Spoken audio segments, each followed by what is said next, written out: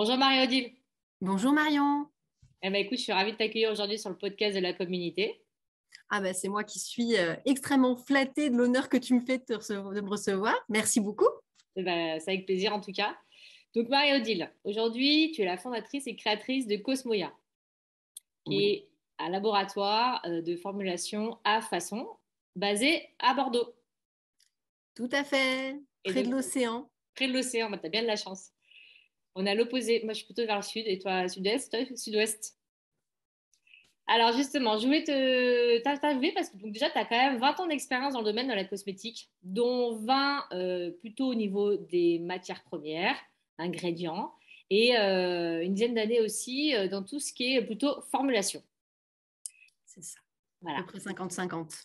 Voilà. Donc, ça t'a vraiment une globalité, une vision globale d'un produit cosmétique, autant matière première que formulation d'un produit final. Un produit fini. Exactement. Alors justement, aujourd'hui, j'aimerais qu'on discute ensemble de la cosmétique de demain et plus particulièrement comment innover justement avec la cosmétique résiliente. Quelles seraient pour toi, Marie-Odile, tes pépites pour innover en cosmétique résiliente?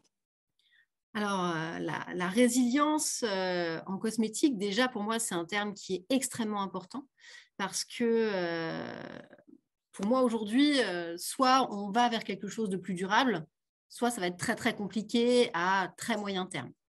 Donc, pour moi, la cosmétique, je la vois aujourd'hui locale, naturelle et sensorielle. Je vais y aller par plusieurs points. Déjà, tout d'abord, pour moi, la cosmétique, elle va venir par la matière première. Parce que tout vient de là, toutes nos formules, finalement, c'est que des compositions d'ingrédients. Et je suis assez bien placée parce que j'en ai étudié plein. Donc, aujourd'hui, la cosmétique, elle va nous demander quoi? On va essayer d'avoir principalement des matières premières qui sont naturelles.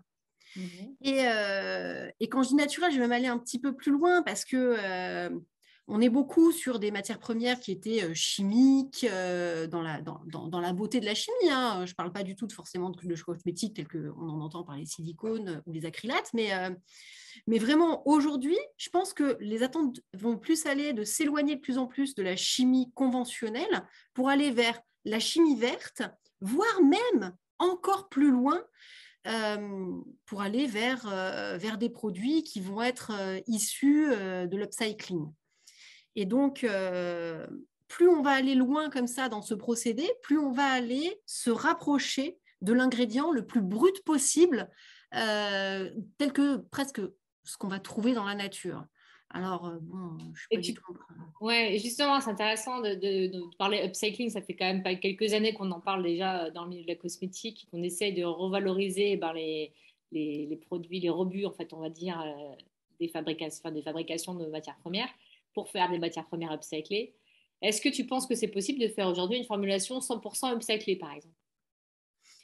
Alors, 100%, 100% upcyclé, il y a des parties qui vont peut-être être un petit peu compliquées, notamment pour ce qui est la conservation, par exemple. Ça reste encore un petit peu complexe, bien qu'il y a des choses qui commencent à arriver. Et ça, c'est aussi hyper intéressant d'aller les chercher. Mais ce qui est hyper intéressant, c'est qu'on peut réussir à aller chercher des matières premières qui vont être multifonctions, puisque en gardant l'ingrédient brut, on va avoir, si on pousse le trait, hein, on peut avoir la tige, le fruit, la graine, le mucilage à l'intérieur, la pectine, la peau, les antioxydants, les polyphénols, on a tout dedans. Et donc, si on fait le parallèle avec l'alimentaire, on nous explique que quand on prend un aliment ultra transformé, on aura toutes les petites molécules qui ont été assemblées pour faire quelque chose qui ressemble à, finalement, c'est beaucoup plus difficile à digérer que si on mange le produit qui est issu de produits naturels. Et en fait, c'est un petit peu l'idée de finalement se dire, finalement, quand on utilise la plante dans son entièreté, finalement, elle va être meilleure pour la peau, peut-être, que juste en utiliser un petit bout qui aura été extrêmement transformé par la chimie. Ouais, c'est un petit peu utiliser le totem total voilà, de la plante, en fait, ou du produit, ou de ouais, la matière première d'origine. C'est ça, puisque finalement, on va pouvoir trouver, j'en sais rien, moi, l'huile qui est du noyau, la pectine qui est dans le fruit, les polyphénols qui vont être dans l'écorce, ou en tout cas les éléments protecteurs hein, qu'on va retrouver dans la peau, dans la peau, les fibres qui vont peut-être être dans la tige. Et tout ça, finalement, ça va apporter un espèce de melting pot où on va avoir la partie un peu émulsionnante, un peu gélifiante, un peu active, un peu sensorielle aussi, dans la même chose, dans un seul ingrédient. Ça peut être génial, finalement, des actifs multifonctions comme ça. Oui, ce serait super. En effet. Alors du coup, donc là, je suis d'accord avec toi. La matière première, de toute façon, c'est l'élément phare au départ d'une formulation, quoi qu'il arrive. Donc c'est vraiment important de bien choisir, en effet, ces matières premières de départ pour avoir une cosmétique la plus résiliente possible, en fait. C'est ça. Alors, on va beaucoup les choisir la plus proche de l'ingrédient brut, mais aussi, on va aller chercher quelque chose qui est de plus en plus proche de nous. Je pense que, est-ce que l'heure est encore à aller chercher des matières premières à l'autre bout du monde? Je ne sais pas. Parce qu'on nous parle beaucoup, alors il y a eu un temps, je ne sais pas si tu te rappelles, on nous valorisait des eaux qui avaient été prélevées en dessous des glaciers, par exemple. Exact, ouais, c'est vrai. C'était il y a hyper longtemps qu'on nous valorisait ça. Ça, on n'entend plus parler. Je ne sais pas pourquoi. Mais voilà, aujourd'hui, on va peut-être aller chercher justement des matières premières qui sont autour de nous. Parce que finalement, quand on regarde la pharmacopée française, la consoude, par exemple, qui est une plante qui pousse comme du chien-dent un peu partout, bah, c'est hyper intéressant en anti-âge, par exemple. La pharmacopée française, elle est hyper bien faite et je pense que finalement, parfois, on se dit que c'est un petit peu vieillot, un petit peu ringard, alors qu'en fait, bah, il y a tout, quoi. Il y a tout. Mm. Oui, ce serait de revaloriser aussi un peu les matières, les ingrédients et les plantes qu'on a aussi localement. C'est aussi une cosmétique un peu raisonnée, quoi. Bah, c'est un petit peu ça, parce que finalement, ben voilà, on va trouver tout un intérêt dans tous les végétaux qui sont à notre disposition, que ce soit brocoli, ortie, carottes. Les noms ne sont pas forcément hyper fun, mais mine de C'est pas rien, très sexy, ouais. C'est vrai que bah, c'est pas... c'est ça, ça fait un petit peu moins rêver que de la cosmétique à l'autre bout du monde. Mais finalement, est-ce qu'il faut mieux aller chercher de l'eau qui vient d'un glacier ou bah, le brocoli qui est hyper riche en matières premières, en polyphénol, en sels minéraux, enfin des choses qui sont là et qui nous évitent d'aller le chercher très très loin. Moi, je trouve ça hyper intéressant finalement en termes de formule, quoi. Tout à fait. Non, non, non, mais de réfléchir à l'origine aussi de la matière première, ça fait partie de la globalité d'une cosmétique résiliente. C'est ça. Puis ces matières premières qui viennent de loin, elles ont toujours un impact carbone qui est Mm. souvent plus élevé, Mm. un impact environnemental, voilà, et sociétal qui est parfois un petit peu flou, parce qu'on ne sait pas vraiment, c'est toujours difficile d'aller atteindre comment ça se passe au niveau des populations locales qui ont cultivé la plante à laquelle on s'intéresse. Ouais, comment c'est fabriqué vraiment. Exactement, c'est pas toujours si facile. Ouais. Et après, il faut trouver le sourcing aussi localement. C'est-à-dire qu'il faut se rapprocher bah, des sources des fabricants de matières premières, en tout cas. Ah, mais les filières, elles sont là, hein. Il suffit d'aller les regarder, hein. Les filières, elles sont là. Tout le monde connaît le petit primeur du coin. Mais est-ce que le primeur du coin il est au courant qu'il pourrait utiliser ses déchets, ce qu'il estime être un déchet alimentaire dans un truc cosmétique? Ça, je ne sais pas.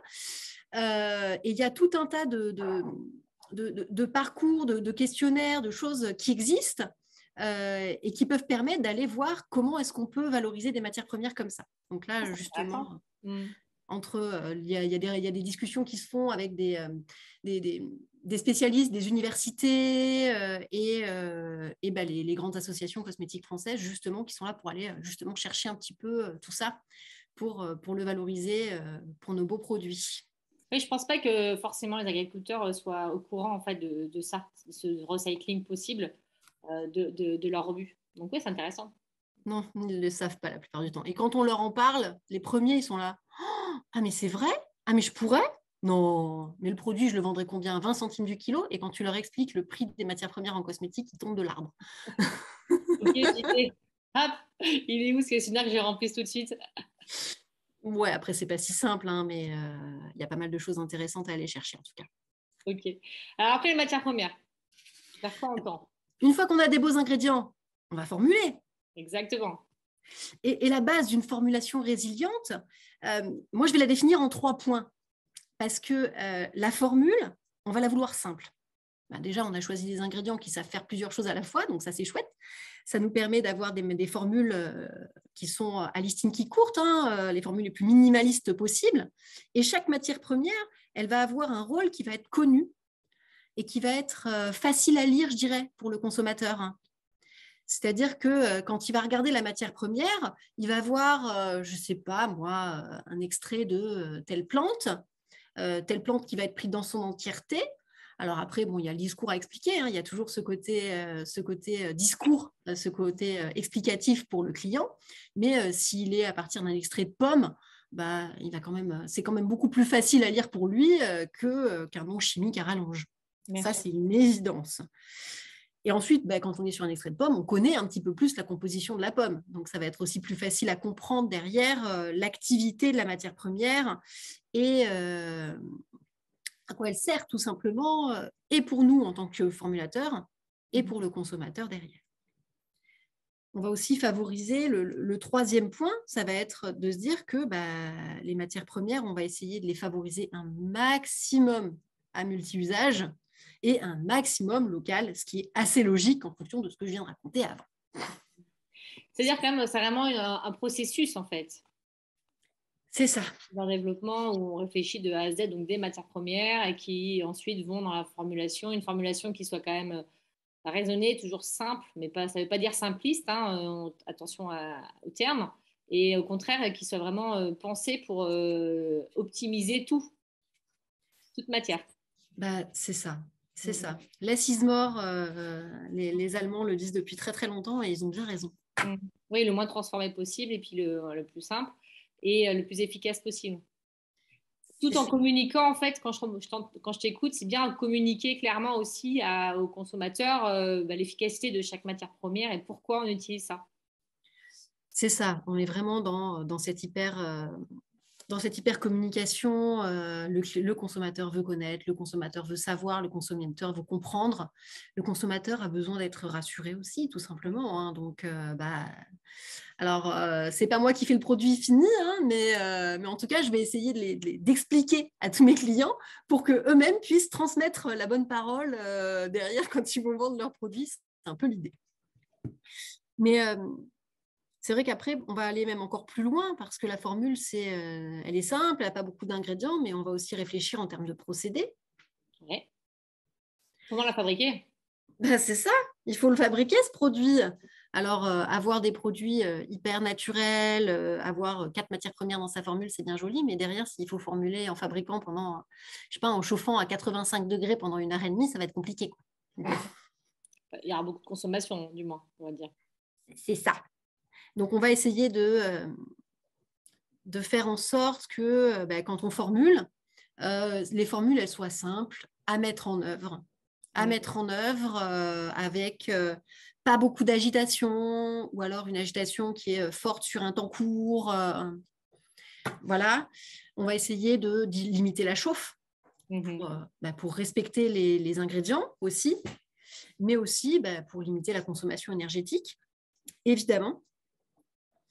Sauf que moi, là-dedans, j'essaye aussi d'aller un petit peu plus loin et d'essayer de regarder un petit peu ce qui se fait à droite, à gauche, pour voir s'il n'y a pas des technologies, parce que on entend pas mal de technos qui sont autour de nous déjà appliqués en cosmétique, mais il y a des technologies dont on entend un petit peu moins parler. Alors là, malheureusement, je ne peux pas aller chercher, je peux pas vous raconter tout, mais je trouve que aller chercher des technologies qui sont dans d'autres industries peut aussi être un vecteur puissant sur de l'innovation résiliente en cosmétique. Tout à fait. C'est-à-dire qu'être curieux d'aller voir un petit peu ce qui se fait à côté dans d'autres domaines, tels que l'alimentaire par exemple, ou d'autres choses, entre guillemets, qui permettraient d'avoir des process peut-être plus résilients.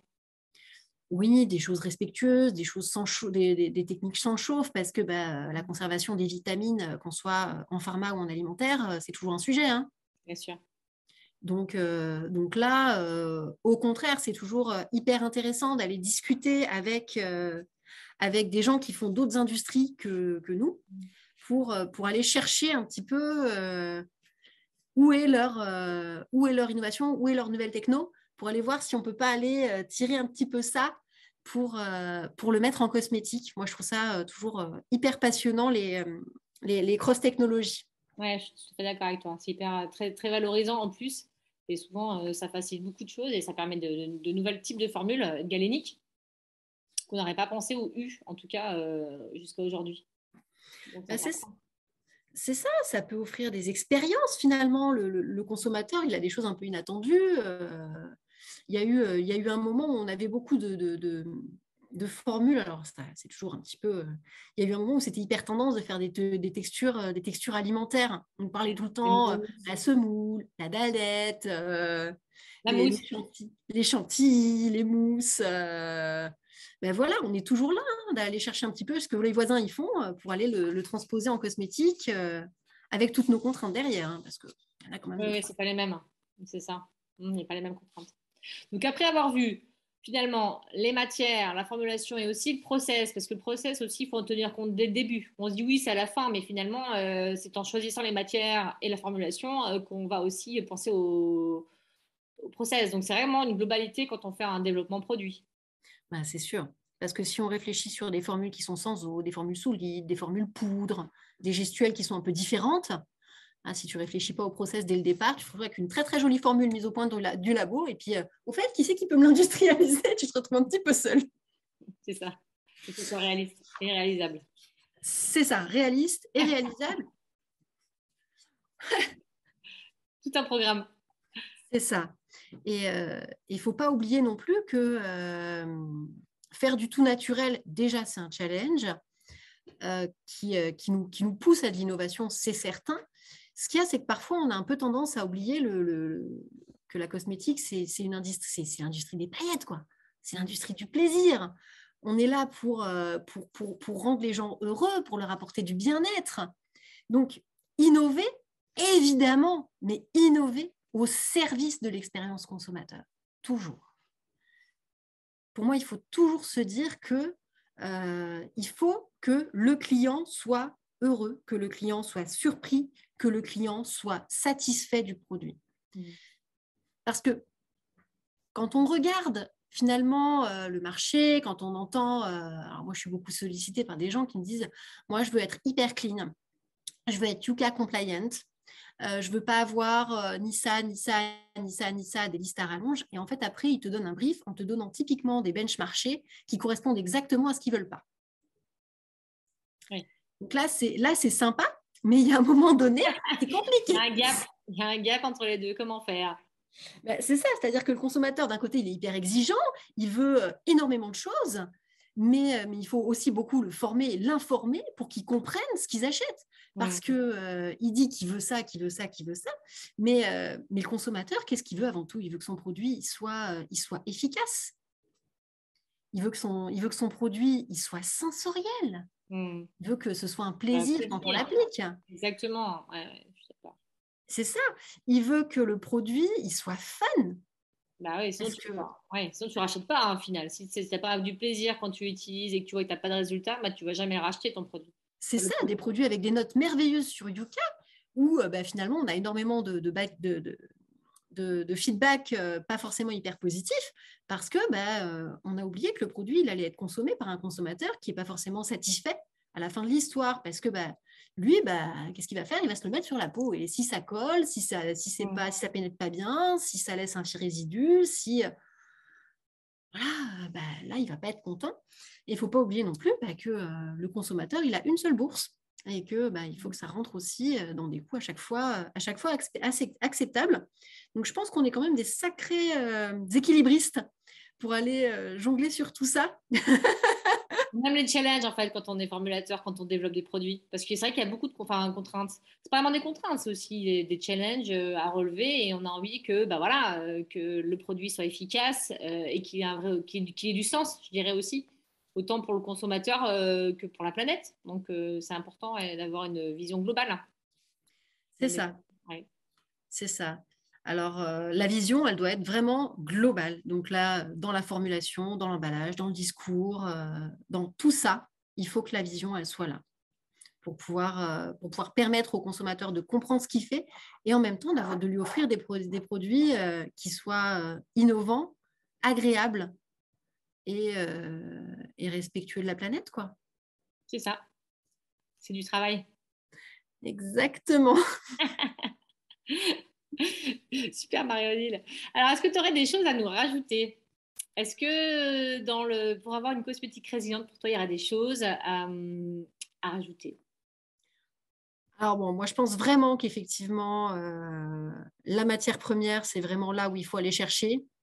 pour nous permettre d'innover, pour faire des belles textures, des beaux produits.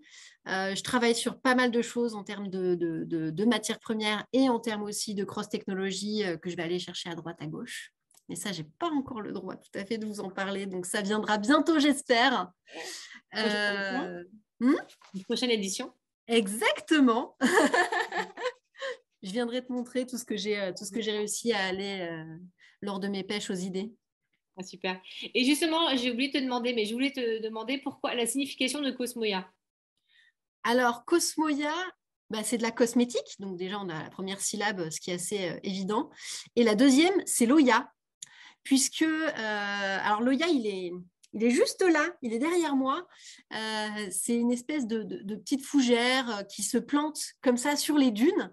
Et j'ai trouvé que la poésie était très, très jolie, puisque je suis en Nouvelle-Aquitaine, je ne suis pas loin du bassin d'Arcachon, de la dune du Pilat. Et moi, je ne suis pas d'ici à la base. Et je me suis implantée ici comme un Oya. Je me suis accrochée à une dune. Très beau, très poétique. J'aime beaucoup. Et en plus, c'est naturel. Exactement, l'Oya, c'est naturel. Il Et faudrait ça, que j'aille c'est quoi la regarder ce qu'on peut en propriété? faire en cosmétique. C'est ça, peut-être qu'il y a une propriété. Ah oui, il y en a une. Ah oui, c'est quoi du coup? Tu connais? Non, j'ai oublié. Je suis désolée. La prochaine fois, le deuxième numéro, on sera. Exactement, c'est le teasing. C'est ça. Alors du coup, comment on fait pour te contacter si on veut savoir plus sur toi, sur Cosmoya et voilà, pour en discuter avec toi? Comment on fait? Alors, on peut me trouver assez facilement si on tape Cosmoya, ne serait-ce que sur Google. Il y a mon site internet, il y a ma page LinkedIn, la mienne, celle de Marie-Odile Hecht, ou celle de Cosmoya, qui est aussi sur LinkedIn. Je suis aussi sur Instagram. J'ai une page Facebook, mais ce n'est pas très, très intéressant. J'y partage rien du tout. Et j'ai aussi une page YouTube, une chaîne YouTube sur laquelle j'ai juste mis une vidéo, mais on m'y voit. Super. Bah, super. Bah, écoute, merci beaucoup en tout cas, Marie-Odile, pour le partage de tes pépites sur comment innover justement dans la résilience en cosmétique, faire une cosmétique résiliente. Merci Marion de m'avoir accueilli. À bientôt. À très bientôt. Salut.